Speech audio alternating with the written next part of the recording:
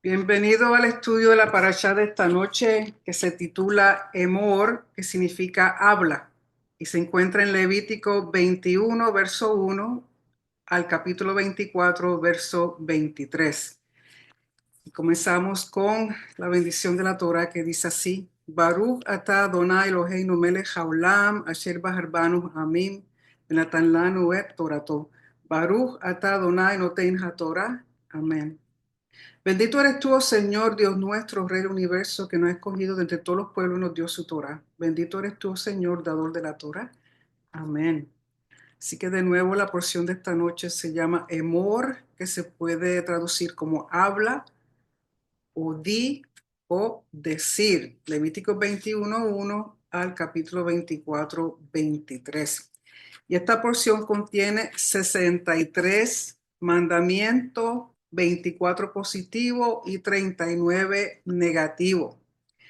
Y yo espero que todos estén leyendo las porciones y que estén estudiando los mandamientos. El libro de Levítico tiene muchísimo. Y de nuevo, el libro que nosotros utilizamos para entender mejor los mandamientos es el Tariyak Mitzvot, significa 613, y que le he dicho en otras ocasiones que lo tenemos disponible en español, traducido al español. Se encuentra en formato de PDF en nuestro grupo de Telegram. Así que está disponible ahí para que ustedes tengan la oportunidad de repasar y estudiar, porque recuerden que la Torah nos da los mandamientos, pero no los explica. Entonces aquí en este libro, que es uno de, hay varios, pero este es muy bueno, donde da más detalle de lo que significa el mandamiento, para quién está aplicado, dónde se puede practicar, si en la tierra de Israel, fuera de Israel, y también va más profundo en términos de dejarnos entender qué significa el mandamiento. Así que le sugiero que por favor los estudien, y como ya también le he dicho en otras ocasiones, que del grupo de los caminos, ellos están haciendo los estudios, los mandamientos toda la semana, que también en otra forma, si a usted no le gusta leer, pues entonces puede ver los videos de los diferentes maestros y escucharlos. Y en esta noche quiero compartir con ustedes una presentación para repasar lo que dice la porción. Y de nuevo, no sé si algunos prefieren los PDF, las presentaciones o el que yo esté leyendo la porción, pero yo soy bien visual y me gusta, tras que estoy leyendo, estoy tomando nota y encima de eso estoy haciendo dibujitos y cosas y luego lo paso a la presentación, o sea que por lo menos 3 veces estoy leyendo lo mismo. Y es una forma de yo tratar de recordar de las cosas que necesitamos hablar. Así que quiero compartir con ustedes la pantalla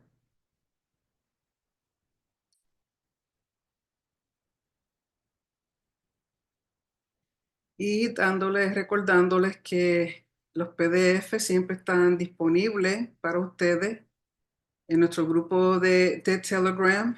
También lo pongo en Facebook y estoy pensando entonces también incluirlo en nuestro grupo de WhatsApp. Así que para Shat Emor, Levítico 21:1 al 24:23.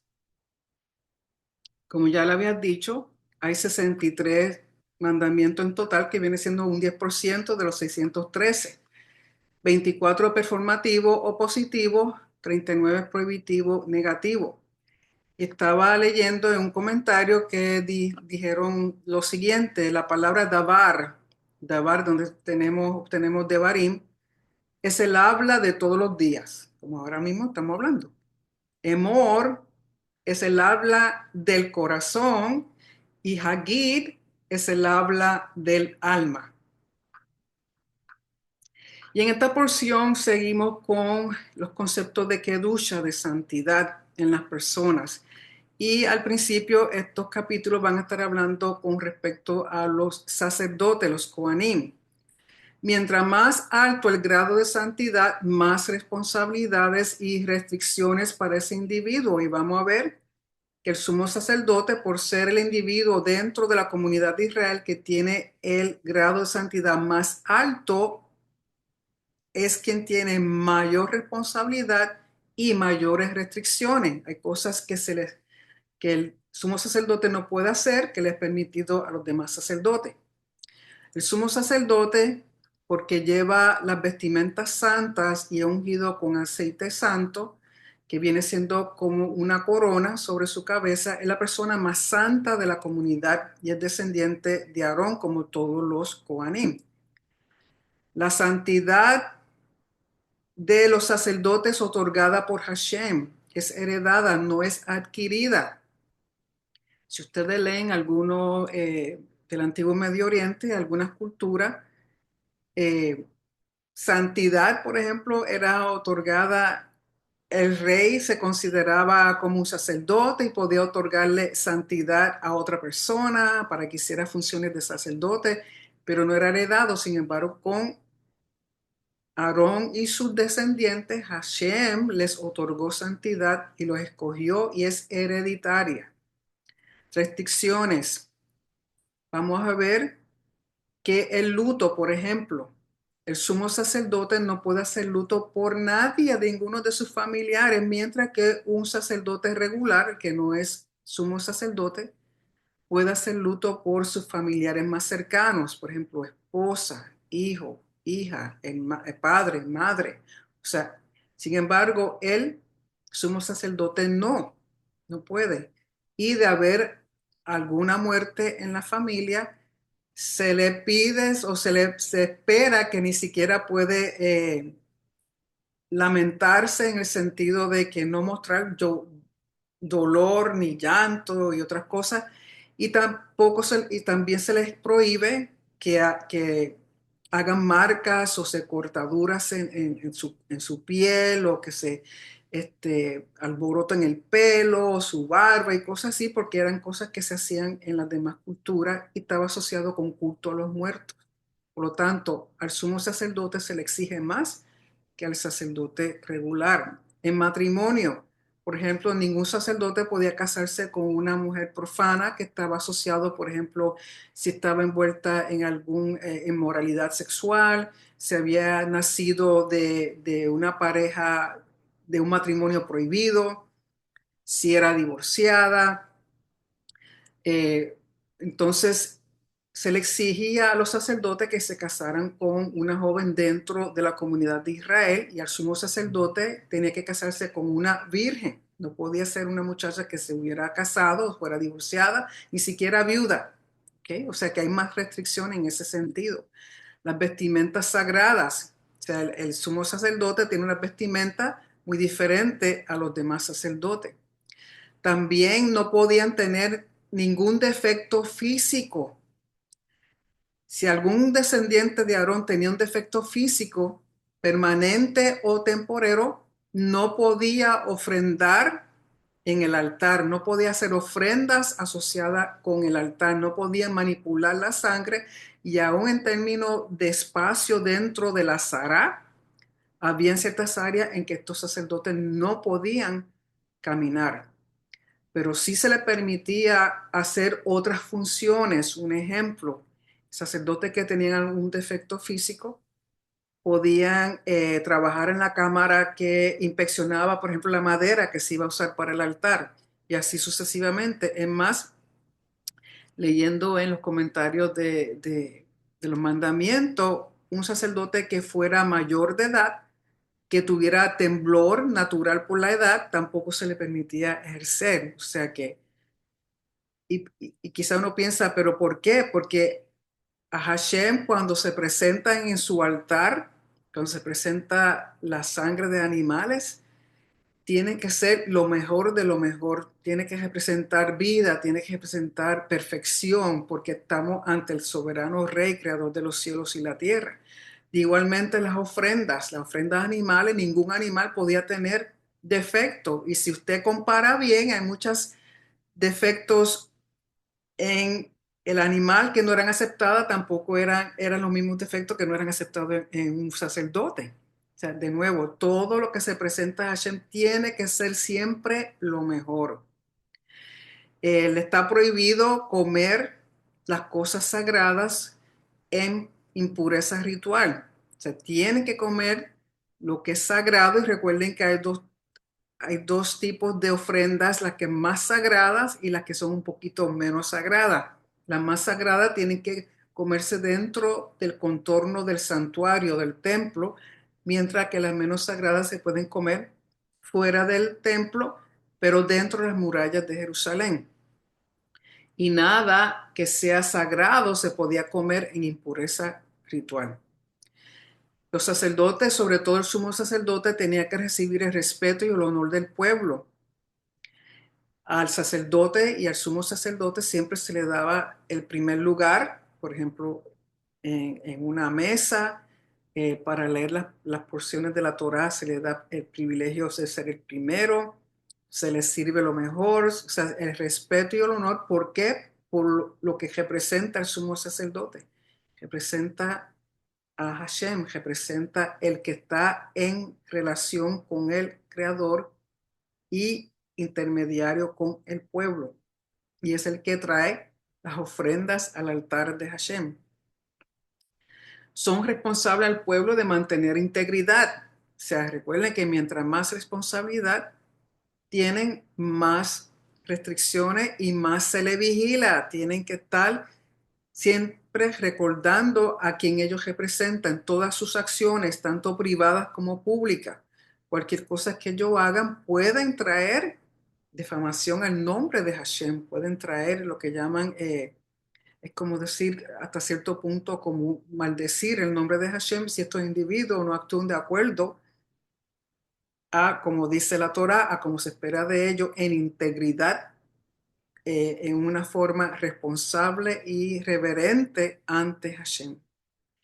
Porque ellos tienen que reflejar santidad en su carácter, en su moralidad, en su cuerpo físico y en su abodá, que es el servicio a Hashem. O sea, lo que ellos hagan tiene que reflejar esa santidad, porque recuerden que quien otorga la santidad es Hashem. Y los grados de santidad van de menor a mayor. Por ejemplo, el pueblo de Israel, los levitas tienen mayor santidad que todas las tribus, pero los sacerdotes tienen más santidad que los levitas, y luego el sumo sacerdote es el que tiene el mayor grado de santidad dentro de todo el pueblo de Israel. En la Mishnah del Valle, tratado Kelim, capítulo 1, el verso 6 al 9, habla de los grados de santidad de la tierra de Israel. Dice, hay 10 grados de santidad. La tierra de Israel es más santa que la de todos los demás países. ¿Cuál es su santidad? ¿Qué de ellas ofrece el Homer, las primicias y los dos panes, o sea, los dos panes de Shavuot, lo que no se puede ofrecer de ninguna otra tierra? 7. Las ciudades amuralladas de Israel son más santas que las otras partes del país, ya que los leprosos eran expulsados de su interior. Se puede acarrear a ellas a un muerto en tanto que lo permitan, pero una vez que ha salido de ella no lo pueden volver a introducir. Número 8. Mayor santidad tiene la zona dentro de los muros, porque en ella se pueden comer los sacrificios de santidad menor y el segundo diezmo, que fue lo que yo dije, que hay ciertas ofrendas que son un poquito menos santas y esas se pueden comer, pero tienen que comerse dentro de las murallas de Jerusalén. La montaña del templo tiene todavía mayor santidad, ya que no pueden entrar en ella los hombres o mujeres que padecen flujo, ni las menstruantes, ni las parturientas. La empalizada es todavía más santa, ya que no pueden entrar en ella los gentiles y los que se han contaminado con impureza de cadáver. El atrio de las mujeres es todavía más santo, ya que no puede entrar en él nadie que haya tomado el baño de purificación el mismo día. Recuerden que una inmersión tiene que esperar hasta que se ponga el sol para poder quedar ritualmente puro. Sin embargo, a causa de ello, no queda uno obligado a ofrecer un sacrificio. O sea que hay ciertas ofensas o impurezas rituales que simplemente con una inmersión es suficiente. El atrio de Israel es todavía más santo porque nadie puede entrar en él que le falte todavía la expiación y se hace uno sujeto por su causa a un sacrificio. El atrio de los sacerdotes es todavía más santo, ya que ningún israelita puede entrar en él a no ser cuando es necesario, para la imposición de las manos, para la inmolación y para la agitación ritual. Lógico, cuando dice el atrio de los sacerdotes no estamos hablando de la Sará como tal, sino hay unas cámaras bien cercanas a la Azara y hasta ahí pueden entrar para cuando van a traer ciertas ofrendas y poner las manos encima. O sea, si uno visualiza esto, según uno va subiendo de la parte más sur de la ciudad hacia el monte, hacia el templo, las partes de los atrios hasta llegar a donde están los sacerdotes, la santidad va en mayor grado. Por eso las restricciones. En el atrio de las mujeres solamente pueden entrar judíos y judías que estén ritualmente puras y todo varón o toda persona todo varón que haya sido convertido al judaísmo tiene que estar circuncidado.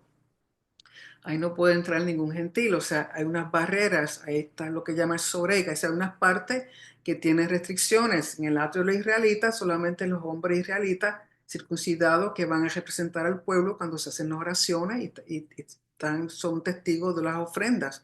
Y así sucesivamente. Aún los levitas no pueden entrar en el lugar de los sacerdotes, porque tiene que ver con grados de santidad y cada espacio tiene sus restricciones legales.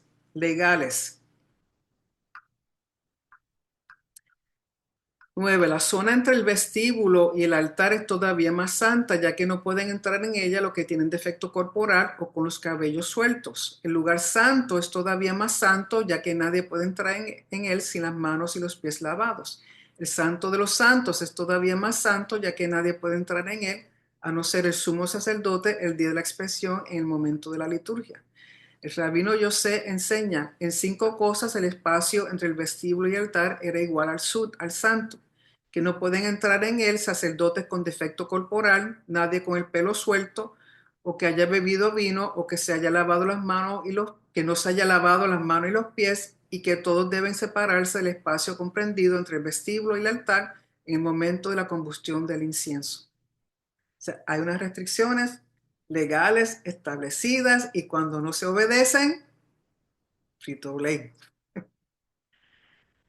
Sacerdocio, sacerdote ordinario y el sacerdote y el sumo sacerdote. Hay diferencias en términos de restricciones. En capítulo 21 y 22 está dirigido primordialmente al sacerdocio con respecto a las leyes de pureza, restricciones matrimoniales, defectos físicos y requisitos para participar de las ofrendas santas.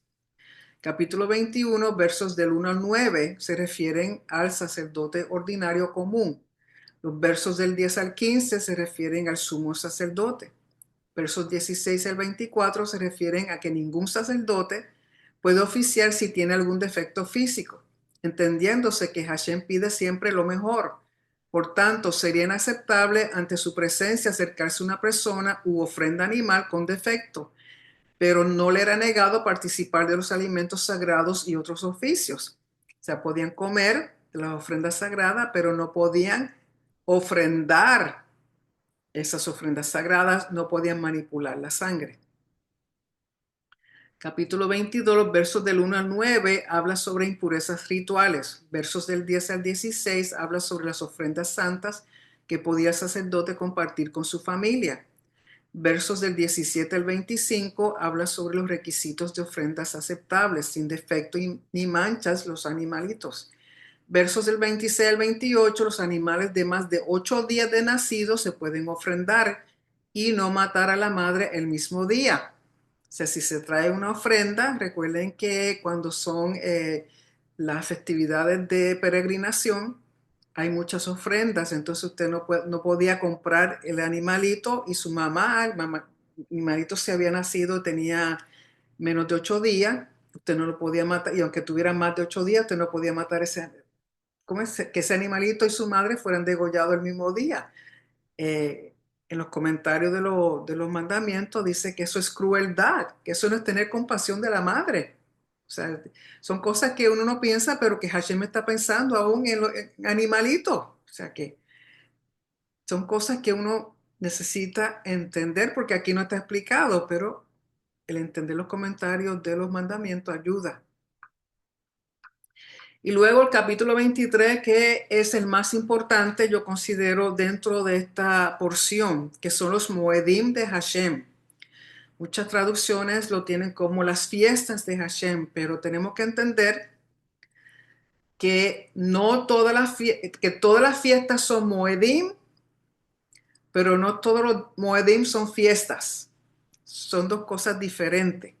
¿Okay? Los Moedim son tiempos fijos. Por ejemplo, Moedim y festividades, Hagim en hebreo, representan la fidelidad y lealtad del pueblo a las estipulaciones del pacto con Hashem. Cuando Hashem establece estos tiempos fijos, que ha establecido unos tiempos que Él ha asignado como fijos, en el cual el pueblo necesita presentarse, en el cual el pueblo necesita llevar a cabo, celebrar, el que uno participe de ellos representan nuestra fidelidad y lealtad a las estipulaciones del pacto con Hashem. O sea que si vamos a ver los Moedim y las festividades son y existen por causa del pacto. Los Moedim tienen un aspecto agricultor, donde se celebran las cosechas, y un aspecto histórico, donde conmemoramos el rol de Hashem en la historia del pueblo. Por ejemplo, Pesach y Hag HaMatzot, o sea, Pascua y panes sin levadura, conmemora el comienzo de la nación de Israel y su redención de la esclavitud en Egipto. Sukkot, o la festividad de tabernáculos, conmemora el morar en tabernáculos, moradas temporeras en el desierto. Aquí vemos el aspecto histórico de estos Moedim. Estos ritos celebratorios mantienen viva la memoria del rescate de Hashem de su pueblo. Enfatizan el cuidado de Hashem y la salvación, redención de su pueblo, algo nunca visto en el antiguo Medio Oriente. Las festividades y los Moedim, o los tiempos que celebraban las demás culturas, tenían que ver con otras cosas. Muchas veces tenían que ver con el rey, honrar al rey, honrar a ciertos dioses, honrar o evitar demonios y cosas así. Sin embargo,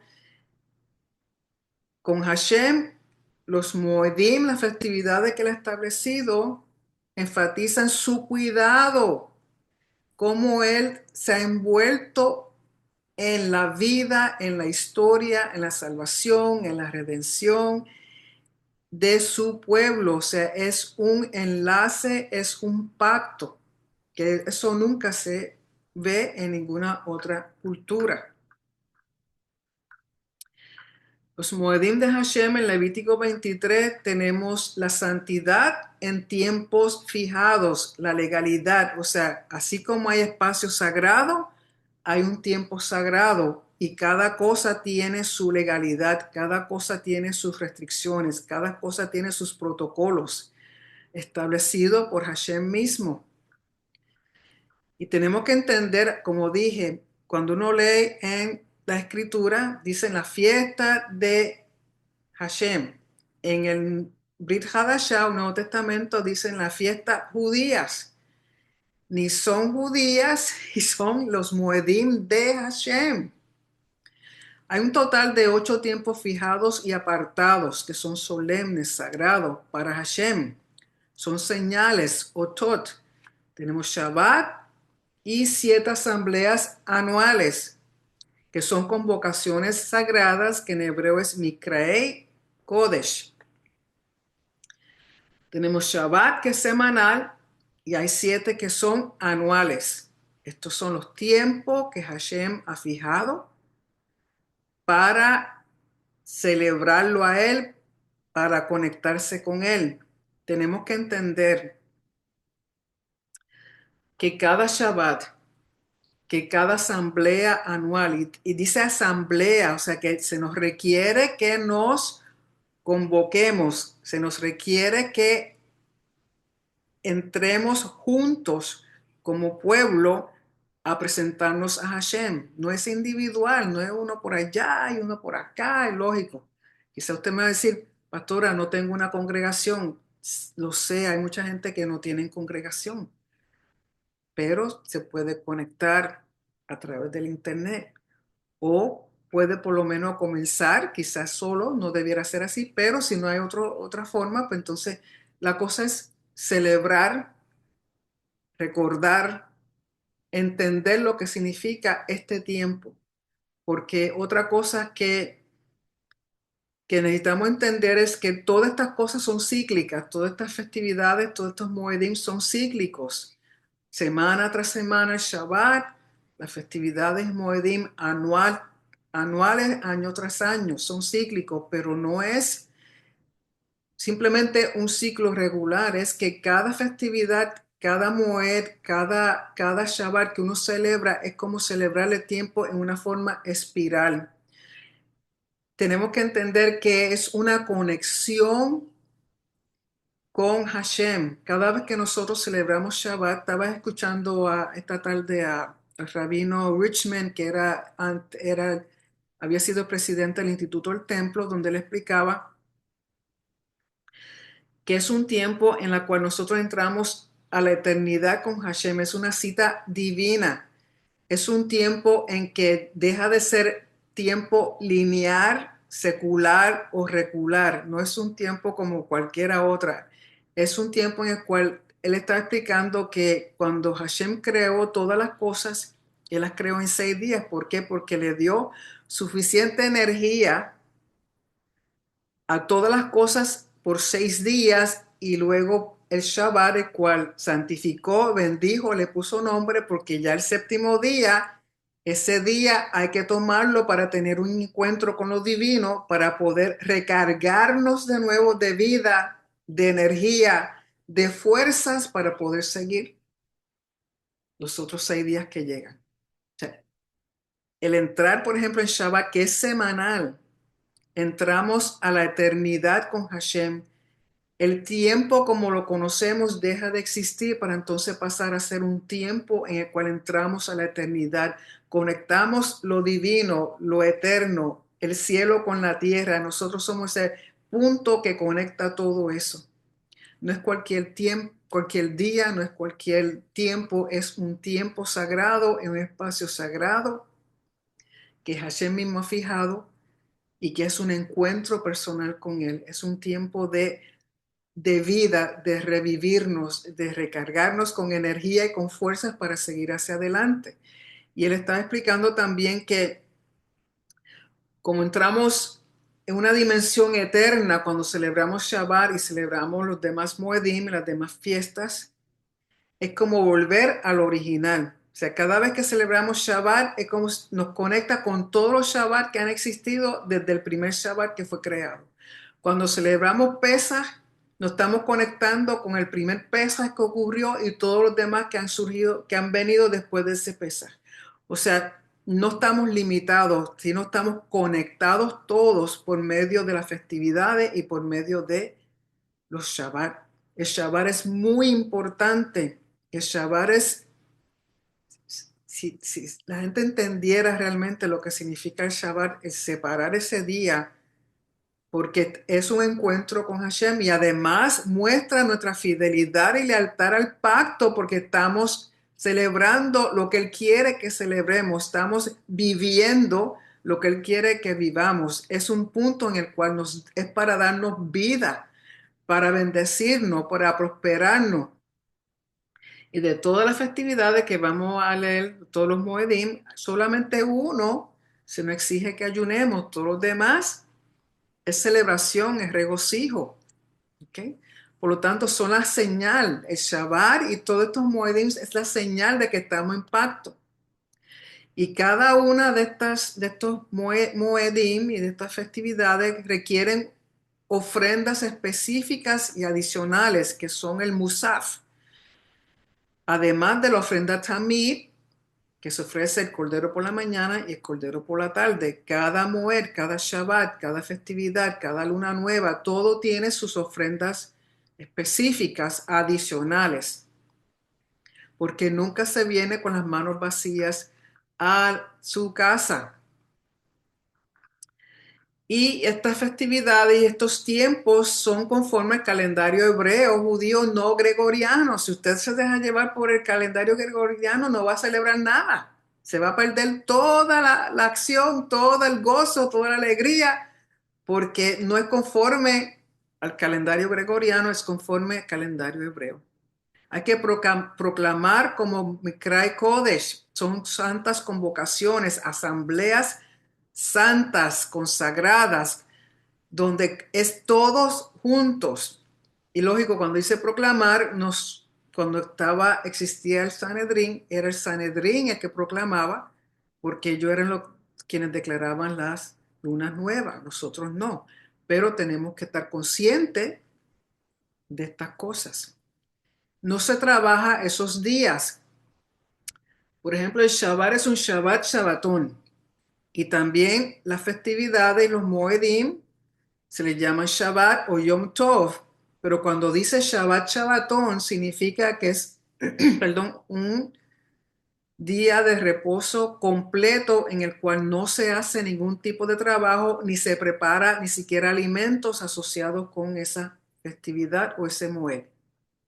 Si solamente dice Shabbat, si solamente dice Shabbatón, vamos a ver que la mayoría de los Yom Tov, porque es otro nombre para las que no son Shabbat semanal, es un Yom Tov, que podríamos traducirlo como un día bueno. No se trabaja, cuando se dice no se trabaja en trabajo laborioso, o sea, en lo que uno trabaja todos los días, pero se permiten ciertas preparación de ciertos alimentos asociados con el Moed. ¿Okay? Pero cuando dice Shabbat, Shabbatón, por eso es importante verlo en el hebreo, porque el hebreo te deja saber si es un Shabbat, Shabbatón o es simplemente un Yom Tov. Es un tiempo sagrado, tiempo de intimidad con Hashem en su santidad, en su espacio y su tiempo sagrado debido al pacto que tenemos. Y Shabbat es el cimiento, la base, el fundamento de los Moedim. Comenzamos con Shabbat.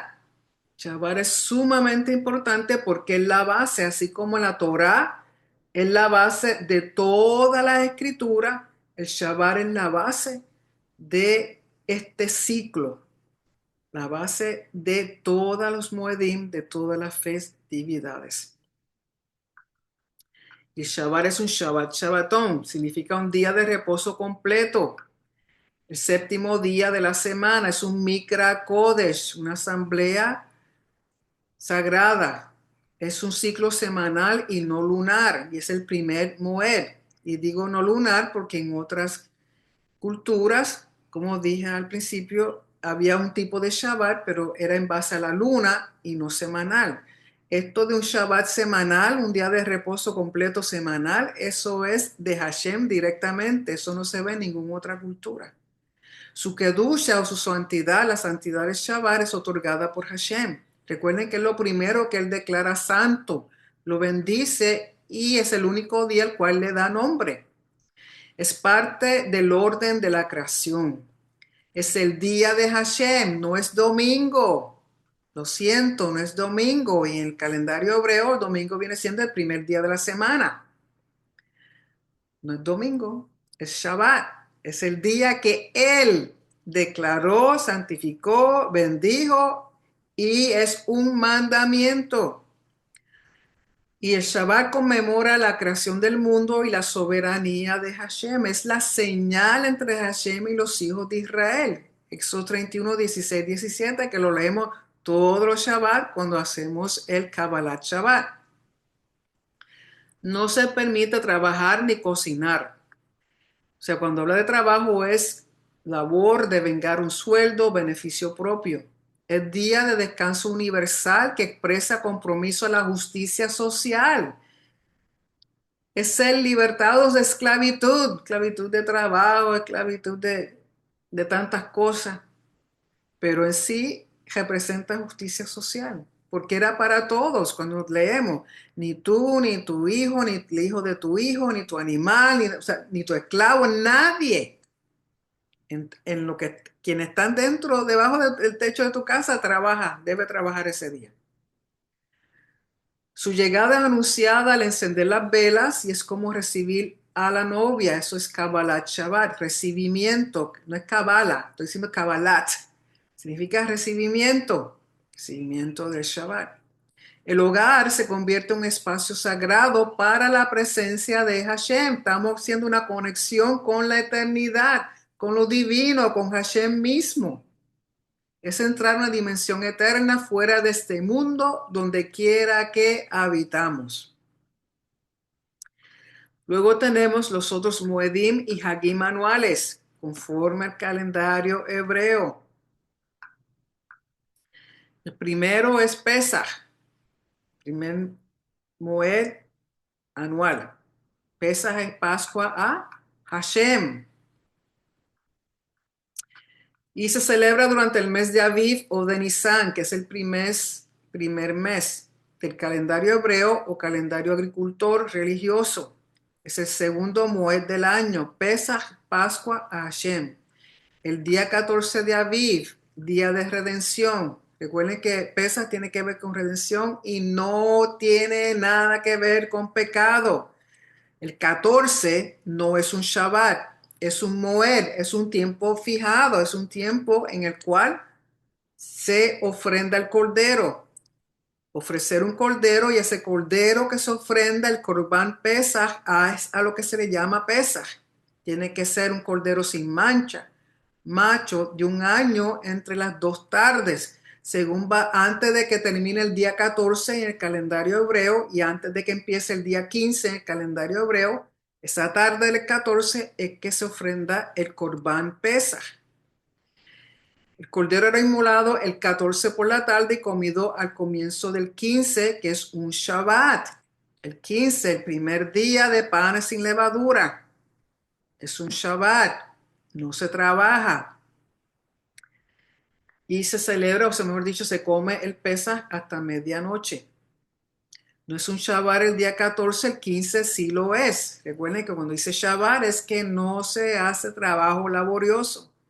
Seguido de inmediato por panes sin levadura. O sea, el 15 ya es panes sin levadura. El primer día de panes sin levadura es un Shabbat, es una asamblea, es un Mikrei Kodesh, es un Yom Tov, pero eso es Shabbat en el sentido de que no se trabaja.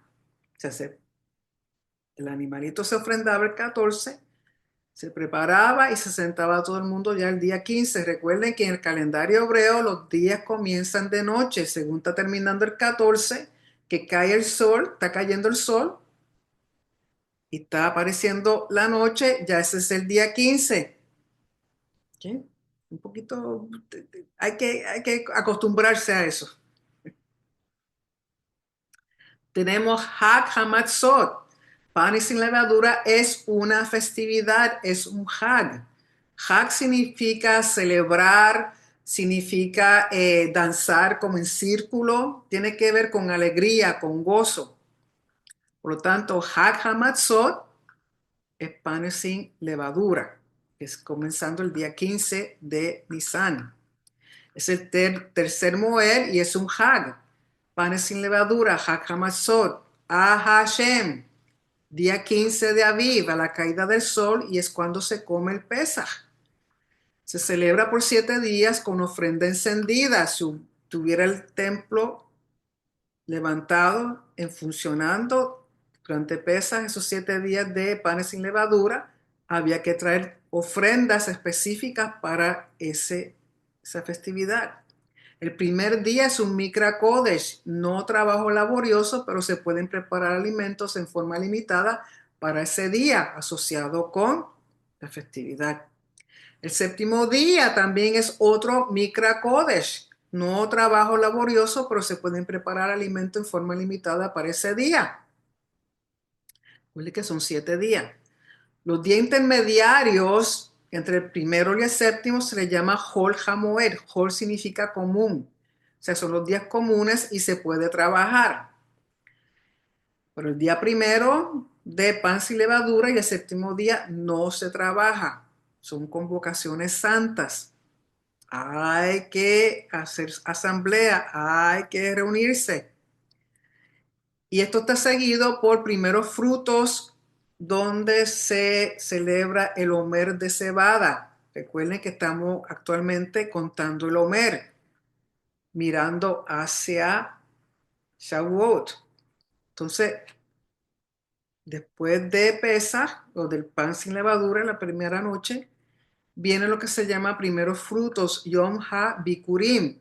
Hay dos primeros frutos, está el primer fruto de la cebada y luego, cuando se termina de contar el Omer, el Yom HaBikurim del trigo.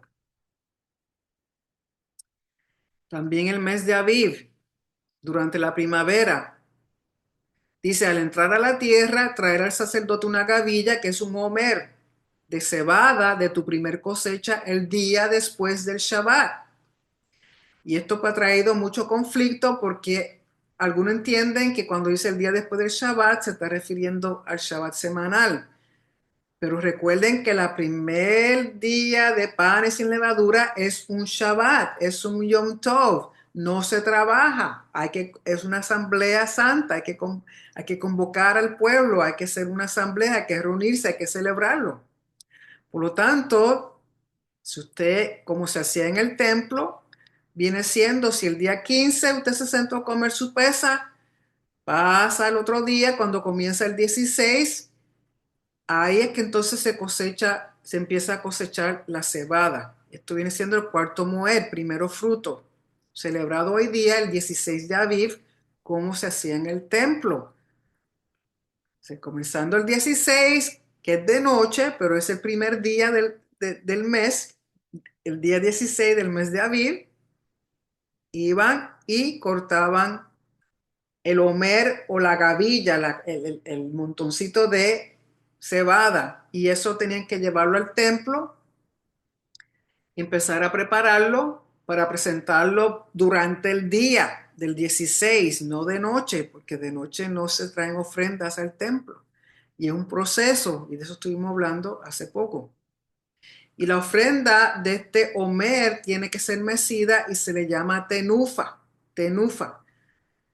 Y el grano, no se puede comer el grano sin antes ofrecerla a Hashem. O sea, toda esa cebada que ha sido cultivada durante este tiempo, todo aquel que tenga cebada, no puede comer ese grano hasta que la gavilla del Homer, la primicia sea ofrendada a Hashem. Después que eso sea ofrendado a Hashem en el templo y se haga toda la ceremonia del Homer de ese día, entonces las personas pueden ir y comer su grano de cebada. Y tenufa se refiere a la mecida que es horizontal, así de lado a lado, o quizá de frente para atrás, pero no es elevándola sería teruma, pero es mecer de lado a lado. Desde que se ofrenda el Homer, que viene siendo el 16 de Aviv, hay que contar 7 semanas completas. En el hebreo dice tamim, temimot, no dejar fuera ningún día de la semana hasta llegar al día 50. Si vamos a suponer como, si el 16 cayó lunes, usted no puede esperar al Shabbat semanal para empezar a contar las 7 semanas porque está dejando los demás días entre medio. Entonces ya no sería una semana completa. De nuevo, hay quienes lo hacen así, pero en el templo no se hace así. En el templo, desde el que se cortaba la cebada y se presentaba en el templo, después que se presentaba en el templo, entonces comenzaban a contar las 7 semanas completas.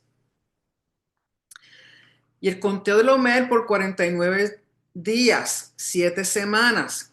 Costumbre recitar el Salmo 119 desde Aleph a Tav, una letra por día, y el Salmo 67. ¿Por qué el Salmo 67? Porque contiene 49 versos. Okay. A los 50 días es la festividad de Shavuot o la festividad de semanas o conocida también como Pentecostés. Pentecostés simplemente significa 50 días. ¿Ok? Y tenemos que ver, panes sin levadura, 7 días. Se cuentan 7 semanas y llegamos hasta Shavuot. ¿Ok? El número 7. Recuerden que el número 7 es bien importante en la Biblia. Al contar estos 7 semanas, entramos en lo que se llama el mes de Sivan, que es de primavera terminando, empezando el verano, y se le llama Shavuot. A los 50 días de haber contado el Omer, entramos en lo que se llama a Shavuot. A los 50 días traer 2 panes con levadura como ofrenda nueva, minja hadashah le Hashem, ofrenda nueva a Hashem, pero no se pone sobre el altar. ¿Por qué? Porque tiene levadura. Pero se preparan 2 panes del trigo recién cosechado. Es el quinto Moed y es festividad. O sea, tenemos Hag Hamatzot, Hag Shavuot y luego nos queda una más. Es un Hag.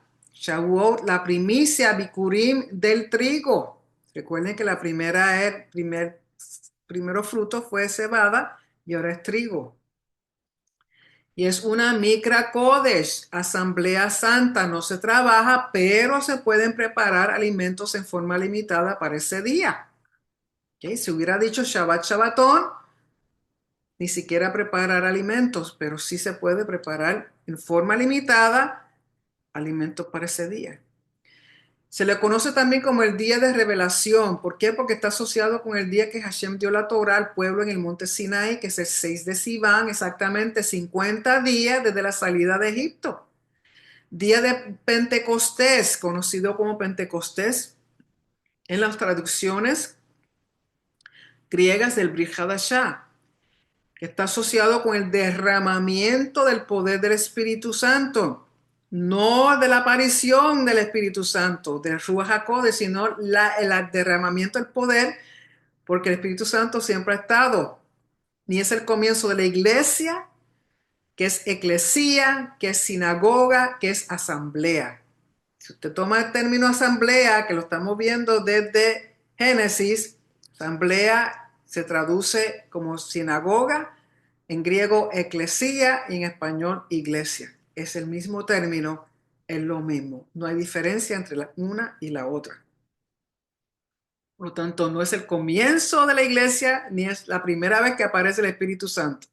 El Espíritu Santo está desde Génesis, asamblea está desde Génesis, así que ese cuentito que nos hicieron no estaba muy correcto. ¿Y por qué Torah y Espíritu Santo? Porque es el balance entre la revelación de la Torah y el poder del Espíritu Santo. Necesitamos ambas en el reino. Necesitamos tanto la Torah como el Espíritu Santo. Si solamente tenemos Torah, nos volvemos legalistas. Si solamente tenemos Espíritu Santo, no servimos para nada aquí en la tierra, porque siempre estamos allá. Hay que bajar, ser real y dejarnos guiar con las instrucciones y el discernimiento del Espíritu Santo. Luego vienen los Moedim de otoño que ocurren en el mes de Tishri o el séptimo mes del calendario hebreo. Mes de Tishri es el mes séptimo del calendario hebreo. Primer día del mes es un Shabbatón Sikron Terúa. Es un Mikra Kodesh y nueva luna. No se trabaja. Es el sexto Moed.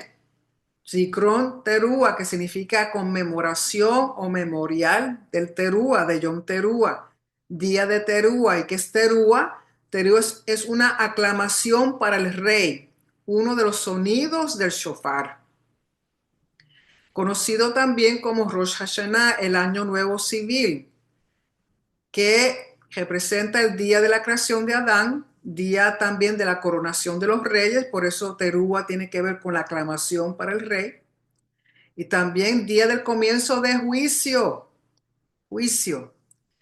El mes de Elul, que es el mes antes de Tishri, es el mes sexto, es el tiempo de Teshuvah, que es un total de 40 días, donde regresamos a Hashem en arrepentimiento sincero, un vueltón, dejar lo que nos separa de Hashem y volver a Él. Desde el primero de Elul hasta el día de Yom Kippur son 40 días exactos de Teshuvah. El shofar es sonado en este día de Yom Teruah 100 veces. La tradición dice que es para turbar al adversario. También este día es conocido como el último, el gran shofar.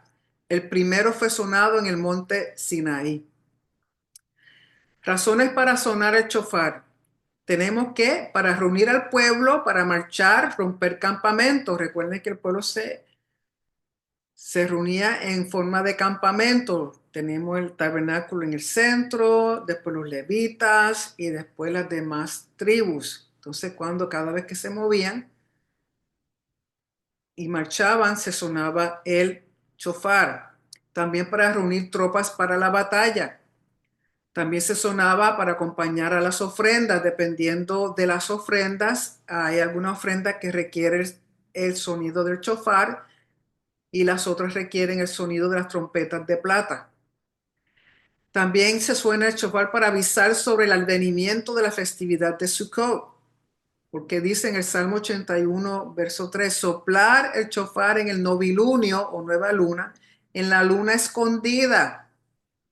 Y la luna escondida es Yom Teruah, en el día de nuestra festividad, pero como dice festividad, un Hag, Yom Teruah no es un Hag, lo que es un Hag, una festividad, es Sukkot. O sea, empezamos con Yom Teruah, Yom Kippur y luego Sukkot. También se sonaba el shofar para anunciar los Moedim, los Hagim y lunas nuevas, trompetas de plata y o el shofar. Tiene que ver con el ciclo de agricultura que comienza en otoño, pero el ciclo de los rituales y las ceremonias comienzan en la primavera. Mes de Tishri, Moedim del otoño, tenemos a Yom Kippur, que es el sexto Moed. Eh, Hebreo dice Yom HaKippurim, plural, Yom Kippur, día de purificación. El día 10 del mes séptimo es un Mikra Kodesh y es un Shabbat Shabbatón. Ningún tipo de trabajo, incluyendo preparación de ciertos alimentos. Del día 1 al 10 de Tishri, le llaman días de asombro, que según explican, la corte celestial entra en sesión, los libros son abiertos, que sabemos que son tres libros, el libro de la vida, el libro de la muerte, y el libro de la vida, de los justos, de los injustos y de los que no están seguros. ¿Okay? El de los justos es lógico, el libro de la vida. Los de los injustos, el libro de la muerte. Y los que están inseguros tienen 10 días para decidirse para qué, a dónde quieren ir. Vida, muerte, wow, qué decisión tan difícil. Por lo tanto, esos primeros 10 días de Tishri son días de asombro. La corte celestial está en sesión, los libros son abiertos y comienza el juicio. Se concluye los 40 días de Teshuvah con Yom Kippur. Es un día de afligir nuestras almas. Hay que hacer un ayuno total, que significa nada de tomar nada ni comer nada. Lógico, van a haber sus excepciones. Mujeres embarazadas, niños menores de 13 años, una persona que tiene alguna condición, enfermedad médica que no le permita ayunar, pues ya eso es aparte, porque si le va a causar muerte o problemas de salud, pues entonces están exentos, pero si usted no tiene ninguna de esas condiciones, es un ayuno total, comenzando desde el día 9 en la tarde, de tarde a tarde se guarda este Shabbat o este Yom Tov.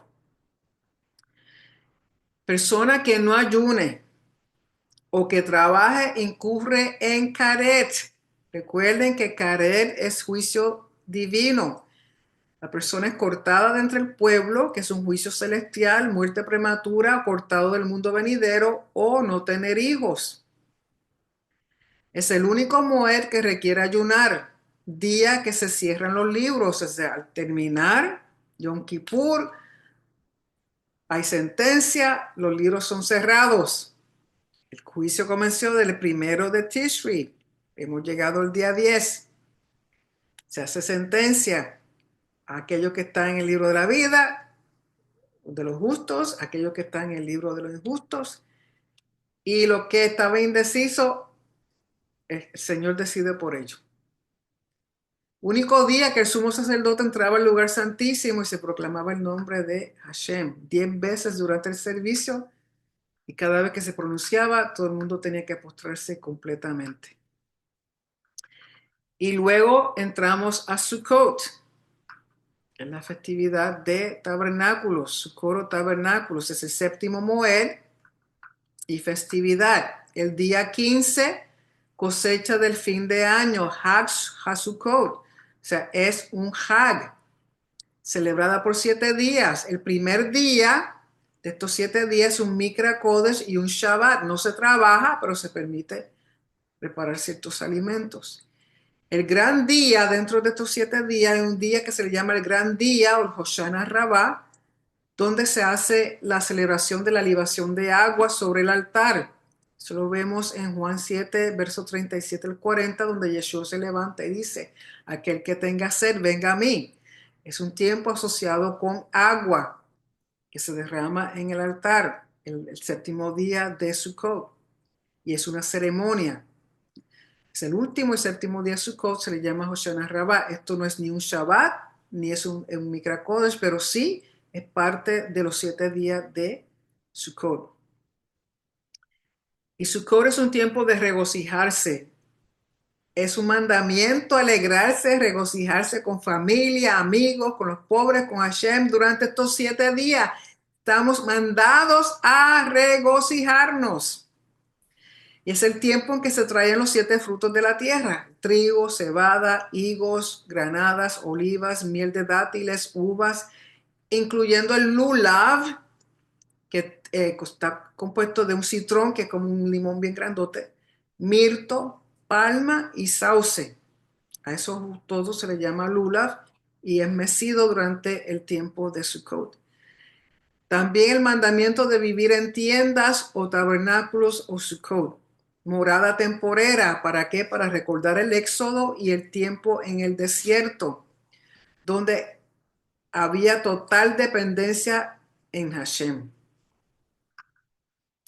Y el lulav, como dije, consiste de el mirto, que representa ojos por su forma, que es este que está aquí.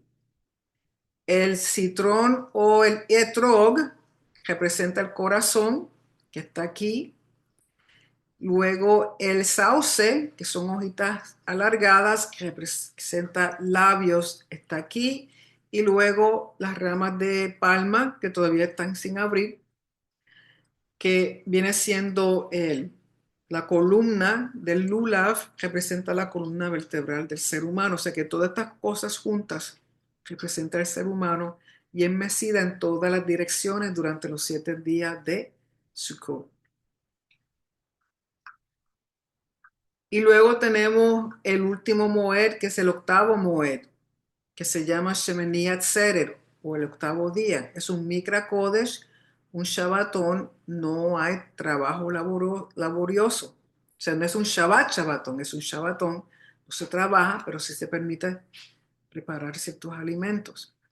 Y el término Atzeret significa quedarse un tiempito más, disfrutar íntimamente con Hashem un poquito más.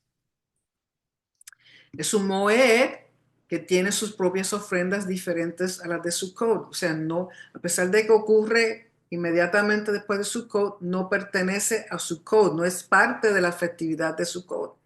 Es un Moed aparte porque tiene sus ofrendas específicas para ese día. Y es el cierre del ciclo de Moedim en el calendario hebreo. Todos los Moedim son reflejo del plan de redención de Hashem para la humanidad con cumplimiento en Yeshua. Son señales, otot, proféticas de los tiempos.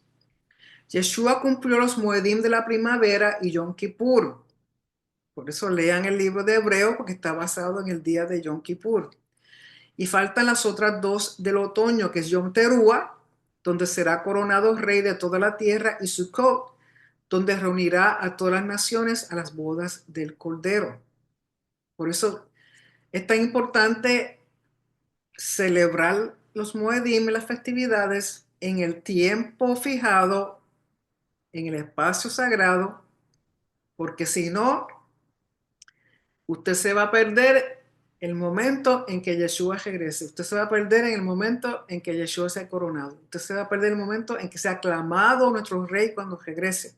Usted se va a perder las bodas del Cordero, porque si está mirando el calendario gregoriano y haciendo las celebraciones paganas que no tienen nada que ver con las festividad de los Moedim de Hashem, no te evita que no va, porque va a llegar tardísimo.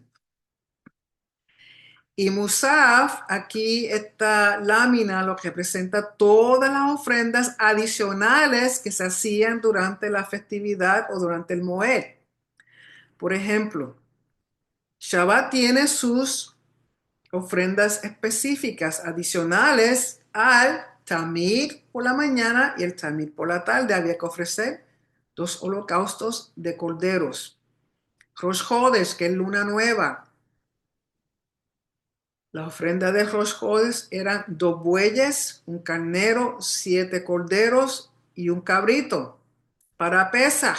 Además del Corbán Pesaj y del Tamid por la mañana y el Tamid por la tarde, había que ofrecer 2 bueyes, un carnero, 7 corderos y un cabrito. Y así sucesivamente. Miren este Sukkot, el primer día. Hay que ofrecer 13 bueyes, 2 carneros, 14 ovejas y un cabrito. Y van bajando el número de los bueyes hasta llegar al último día. Y todo esto había que ofrendarlo, es parte del protocolo establecido por Hashem. Y aquí vemos cómo Shemini Atzer, el octavo día después de los 7 días de Sukkot, también tiene sus ofrendas propias. Entonces para Rosh Hashanah o Yom Teruah, como ocurre en el primero del mes, es también un Rosh Hodesh, es una nueva luna. Por lo tanto, para Rosh Hashanah o Yom Teruah están todas estas ofrendas adicionales más las ofrendas de luna nueva. O sea que hay una ofrenda específica para cada moed, para cada festividad. Y cuando el templo sea levantado de nuevo, hay que saber de qué trata todo esto. Luego el resto de la porción comienza hablando de la menora y de la mesa de los panes. Tenemos aquí la menora, los 7 brazos, el sacerdote limpiándola y luego aquí la mesa de los panes, que eran 12 panes. Todo esto tiene que ver con orden continuo. Por ejemplo, la menora había que traer aceite puro de olivas, atendida por los sacerdotes a diario, por la mañana y por la tarde, continuamente. Tamid. Esa menora tenía que estar encendida continuamente. Representa la luz de Hashem, sabiduría, vida y el Ruach HaKodesh, el Espíritu Santo. La mesa de los panes tenía 12 panes frescos. Eran cambiados en Shabbat. Tenían que estar sobre la mesa continuamente. Tamid representa las 12 tribus y la provisión de Hashem. Y era comida por los sacerdotes en un lugar santo. Y dicen, conforme a la tradición, de que estos 12 panes se mantenían frescos, tan frescos como cuando se habían sacado del horno el día que eran cambiados por otros 12 panes. Y eran comidos por los sacerdotes y no eran panecitos, eran tremendos panes de grandes para todos los sacerdotes, que eran los únicos que podían comer estos panes, porque han estado en el lugar santo por 7 días, solamente puede ser comido por sacerdotes debido a su grado de santidad. Luego habla del incidente del blasfemo o el caso de homicidio. Y cuando había blasfemia, cuando había homicidio, el pago era muerte por blasfemar, que es maldecir el nombre de Hashem, asesinar a un ser humano. Lógico, todo esto después de ser probado en una corte, en el Sanedrín. O sea, no era simplemente que uno oía a alguien blasfemar y enseguida lo mataban. No, tenía que haber un juicio, tenía que haber testigos, tenía que reunirse el Sanedrín y llegar a una determinación con respecto a estas acusaciones. También el matar el animal de otro requería pago equivalente al dueño. Y luego habla de una cosa que le dicen en la ley del talión y que dice ojo por ojo, diente por diente y así sucesivamente. No es literal, que lamentablemente en algunas culturas lo han tomado literal, porque otras culturas también tenían algo parecido, pero en las demás culturas, además de tener algo parecido, le daban preferencia a los riquitos, a los que tenían nombre, que eran de realeza, que eran sacerdotes, o sea que si eran pobres, Y te había que cortarle la mano sin pensarlo dos veces. Pero cuando eran personas de estatus social más alto, pues ahí no todo el mundo pagaba igual. Pero con Hashem es restitución monetaria, justa, equivalente al daño hecho.